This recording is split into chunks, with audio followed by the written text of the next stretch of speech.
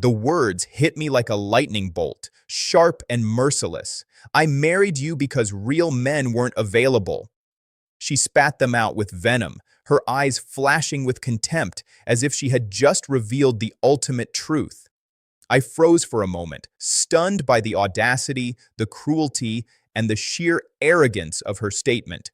16 years of marriage, countless shared memories, 2 children, and a life built together, and in one sentence, she reduced it all to a casual insult, a confession of disregard.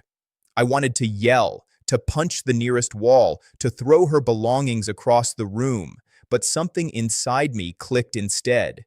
Anger turned into clarity.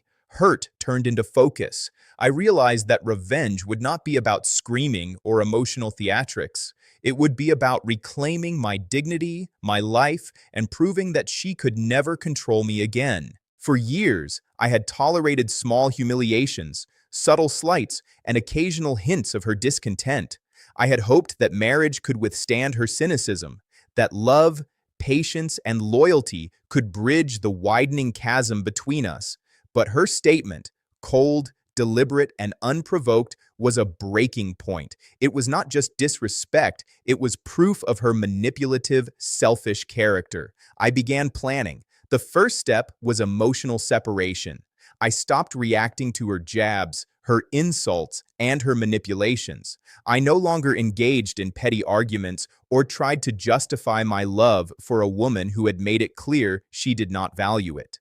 I treated her words with the quiet, deadly patience of someone who was about to change the rules entirely. Next, I built my future outside the confines of her toxicity. I reconnected with friends I had neglected, pursued hobbies I had shelved for the sake of a failing marriage, and quietly began meeting people who matched my values, my energy, and my integrity. I refused to rush, knowing that true revenge was not in haste, but in precision. Then came the opportunity. At a mutual friend's gathering, I met a woman who radiated honesty, warmth, and confidence, the exact qualities my wife had claimed I lacked by implication. There was an immediate connection, one built on respect and mutual understanding rather than pretense or manipulation. I did not flaunt it, did not announce it, but I allowed the relationship to develop naturally. Meanwhile, I made the legal groundwork. I consulted a lawyer and ensured that my divorce would be clean, fair, and swift. Custody arrangements for our children were planned to minimize trauma, financial protections were in place, and I made sure that she could not manipulate or control the outcome. I wanted her to see that her words had consequences far beyond insult. They had resulted in losing control over the very life she had once thought she dominated. When I finally told her I was leaving, it was calm, precise, and devastatingly effective.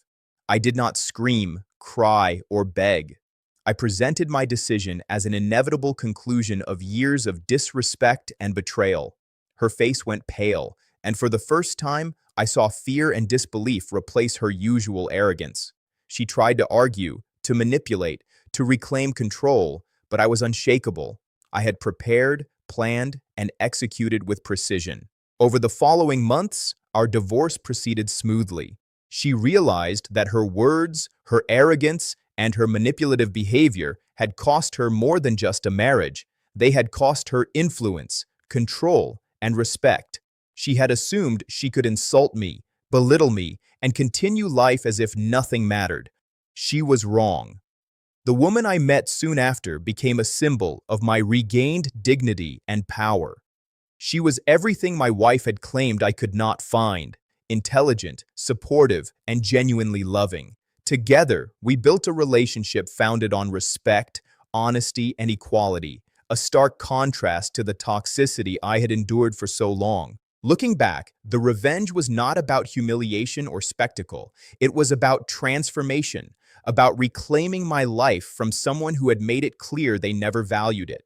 It was about proving that my worth was never defined by her approval or her contempt, and that I could thrive, love, and find happiness beyond the confines of her manipulation. In the end, she had spat out the truth as she saw it, but it was I who lived the reality: a better life, a better partner, and a restored sense of self-worth. Her words became the catalyst, not for my destruction, but for my liberation. She had claimed I was inadequate, that I had settled for her out of necessity. I left her not because I was running away, but because I had finally chosen someone who reflected my values, who respected me, and who loved genuinely. The ultimate revenge was quiet, effective, and irreversible.